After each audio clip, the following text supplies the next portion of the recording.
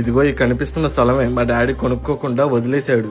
ఏం చేస్తున్నా నా తలరాత. అదే అప్పుడు తీసుకుని ఉంటే నాకే ఏదో చేదోడు వాదోడు ఉపయోగపడేది. ఏ బాలు, ఇంత సడన్ గా వచ్చండి. అమ్మ నాన్న బాగున్నారా? బాగున్నాను పెద్దమ్మ. అమ్మ నాన్న కూడా బాగున్నారు. మీరెలా ఉన్నారు? బాగున్నాను రా. ఏంటి ఇటు వచ్చారు? ఏం లేదు పెద్దమ్మ, ఇక్కడ ఏదో స్థలం ఉందంటే చూడడానికి వచ్చాము. అవునా, మరి తీసుకుంటారా? ఎక్కడ పెద్దమ్మ, 10 లక్షలు చెప్తున్నారు. అదే మా చిన్నప్పుడు డాడీని తీసుకోమన్నప్పుడు 10,000 చెప్పారంట.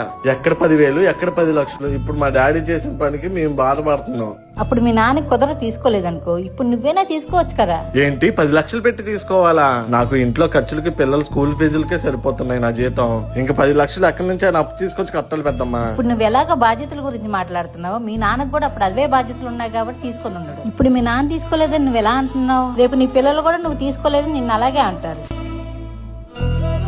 అప్పుడు 10,000, ఇప్పుడు 10 లక్షలు రా. ఇప్పుడు 10 లక్షలే, రేపు ₹1,00,00,000 రా.